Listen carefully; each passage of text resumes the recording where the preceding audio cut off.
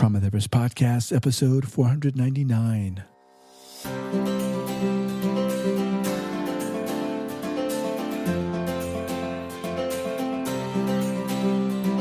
All right, guys, welcome to the Trauma Therapist Podcast. My name is Guy Macpherson. My mission is to raise awareness of trauma and to support new trauma therapists just starting out on their trauma-informed journey. I do that through this podcast and my membership community, Trauma Therapist 2.0. If you're a therapist of any kind, interested in learning about trauma, and you're looking for support and inspiration, I invite you to check out Trauma Therapist 2.0 by going to traumatherapist2.com. That's traumatherapist, the number 2.com. All right, let's get started. All right, everyone. I'm very excited to announce that the Trauma Therapist newsletter has finally launched. Yesterday, I sent it out to all the new subscribers. And if you're interested, you can check it out by going to the traumatherapistnewsletter.com. That's the traumatherapistnewsletter.com. My goal here is to make this the go-to online resource for therapists of all kinds interested in learning about trauma and keeping up to date. Each month, we'll be looking at different modalities and conferences and events that are coming up, books and articles that are amazing, and also ones that are about to be published, workshops that are coming up. Each month, we're going to spotlight seasoned therapist. This month, I'll just give you a little sneak peek. We're looking at spotlighting Lisa Ferenz, the amazing and inspiring Lisa Ferenz. What else?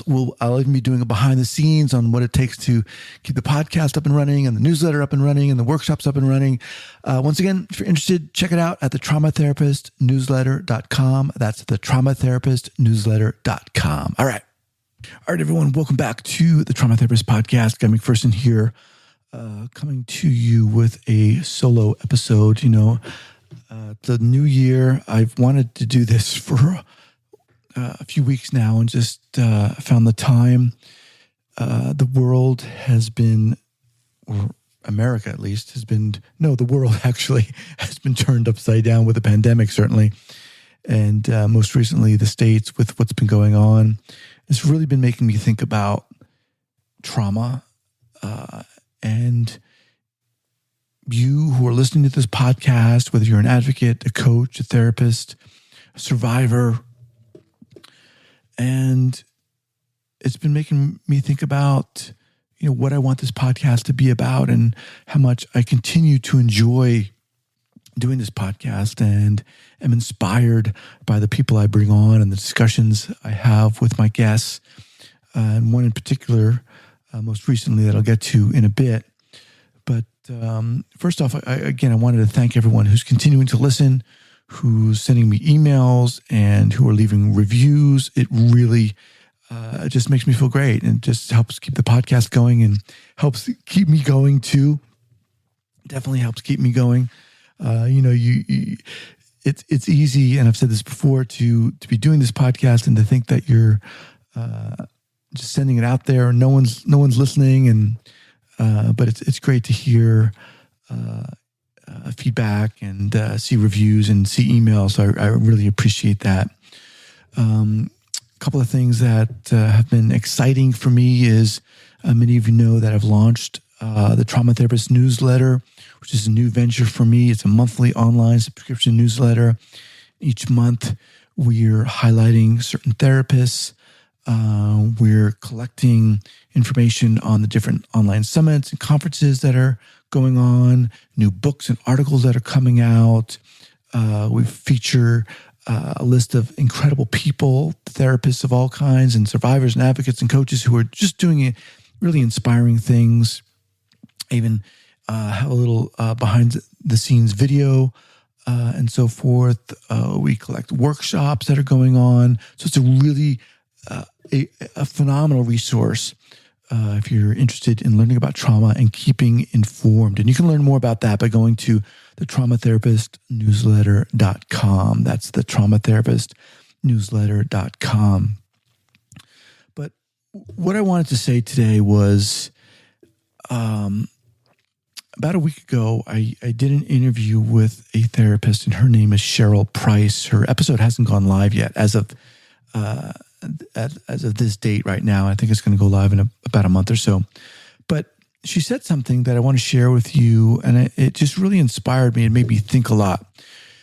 You know, in the field of therapy, one of the things that a lot of people talk about being important is, creating rapport with your client and establishing that connection and that relationship, and that, in a sense, being the foundation of the healing journey. Certainly, without that, it's very, very difficult and challenging.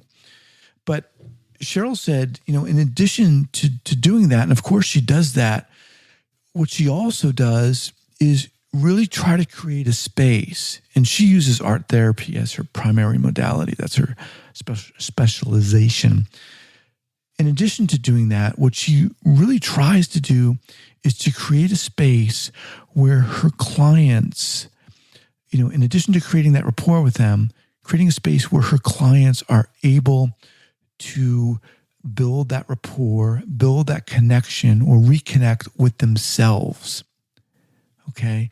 So in addition to herself as a therapist, creating that rapport, building that rapport with her client, she wants to really focus on creating a space, trust, safety, and so forth, such that her clients, most of whom have been traumatized and impacted by trauma, are able to create that rapport, that trust with themselves.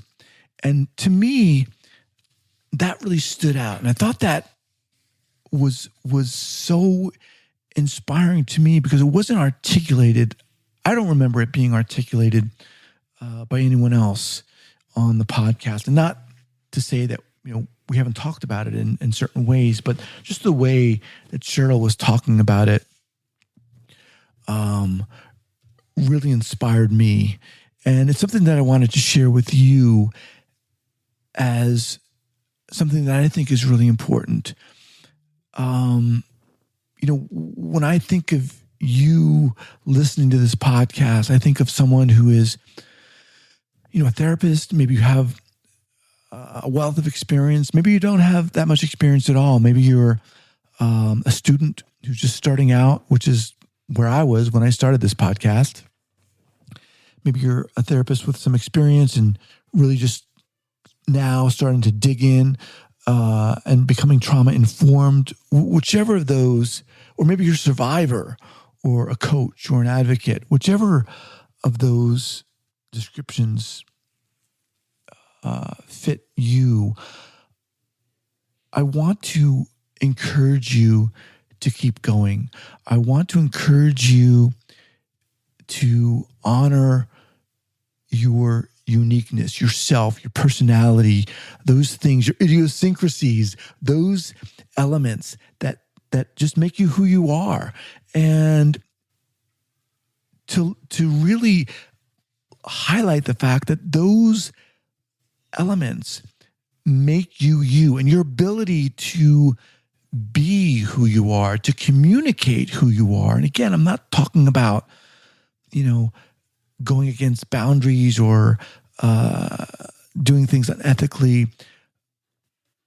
That ability to share and express yourself, your being, your authentic self is, I believe, what is going to create that magic with your client. That healing, set the stage for that healing, certainly contribute to the trust that is being created in the room with your client, and to create that space that Cheryl Price was talking about, which is helping them.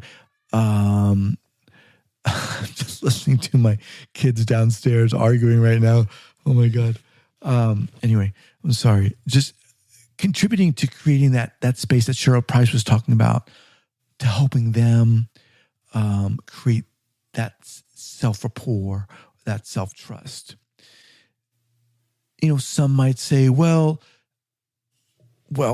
some might say, I first thought this when I was starting out, seeing clients, how much of myself do I want to share? Can I share? Can I ethically share? And again, I'm not talking about doing anything unethically or self-disclosing for your benefit, you, the therapist, your benefit. and disregarding ethical boundaries and so forth. I'm not talking about doing that at all. I am talking about, as many of my guests have said, being a human, being able to be a human, and I'm focusing on this. I'm speaking about this tonight, because of what's been going on in the world. We need you. We need therapists out there who are not only working with people who've been impacted by trauma, but who are able to do that by being themselves, by being human, by connecting heart to heart, by being the hope in the room, as Tim Bryant Davis says, one of my guests who've been on the podcast, being the hope in the room. And I strongly believe that our ability your ability to get to a point where you're able to communicate authentically, be yourself authentically. And this takes work, believe me. And I think, this is where we start talking about the art of therapy, and certainly the challenge and skill and knowledge all thrown into one pot, in a sense, of doing trauma work. But really, this is, I think, the important topic, the inspiring topic, as far as I'm concerned. I'm thinking back to a recent podcast I did with the amazing Sharon Stanley. If you haven't listened to any of her episodes, interviews, do so, please. She's also contributed to doing masterclass interviews with my membership, Trauma Therapist 2.0. Just amazing. One of the amazing guests I've had on the podcast. And when you listen to her, she being very experienced, being in this field for many, many years, you hear her talk about the importance of being able to do that and the challenges that come from allowing oneself to almost balance being authentic with being self-aware of utilizing the knowledge about trauma and trauma in the body and the neurological impact of trauma with interventions and modalities and so forth, because obviously that knowledge has to be there, but always coming back to being able to connect as a human. And why is that so important, especially with individuals who've been traumatized? Because oftentimes it's that connection, that human to human connection, that belief in another person, that belief in another person being good and honest and trustworthy, that's been wrenched from their lives, from their soul, from their psyche. And being able to be in a field where you're working towards reestablishing that connection, to me, is amazing. It's why I love having the guests I do on my podcast. It's why I love doing this. And so I just wanted to briefly touch base with you and encourage you to keep going. If you're a student and thinking about working in the field, learning about trauma, if you're a therapist, maybe with some years under your belt, but are kind of digging in and finally, becoming trauma informed, I want to encourage you to not just get as much knowledge as you can, but to also honor who you are and value your uniqueness, your experiences, and the trust that you have in yourself, and to honor that, to let that unfold. That, to me, is what my podcast is about. So that's it. That's what I wanted to say. Once again, I hope everyone has an awesome new year. It's got to be better than last year. I know for a lot of us it was challenging, but I want to wish you well. I want to wish you a happy new year. And that's it. Once again, if you're interested in checking out the the Trauma Therapist newsletter, you can head on over to the traumatherapistnewsletter.com. That's the traumatherapistnewsletter.com. And we'll be in touch. All right. Take care. All right, everyone. I'm very excited to announce that the Trauma Therapist newsletter has finally launched. Yesterday, I sent it out to all the new subscribers. And if you're interested, you can check it out by going to the traumatherapistnewsletter.com. That's the traumatherapistnewsletter.com. My goal here is to make this the go-to online resource for therapists of all kinds interested in learning about trauma and keeping up to date. Each month, we'll be looking at different modalities and conferences and events that are coming up, books and articles that are amazing, and also ones that are about to be published, workshops that are coming up. Each month, we're going to spotlight a seasoned therapist. This month, I'll just give you a little sneak peek. We're looking at spotlighting Lisa Ferenz, the amazing and inspiring Lisa Ferenz. What else? I'll even be doing a behind the scenes on what it takes to keep the podcast up and running and the newsletter up and running and the workshops up and running. Once again, if you're interested, check it out at the traumatherapistnewsletter.com. That's the traumatherapistnewsletter.com. All right.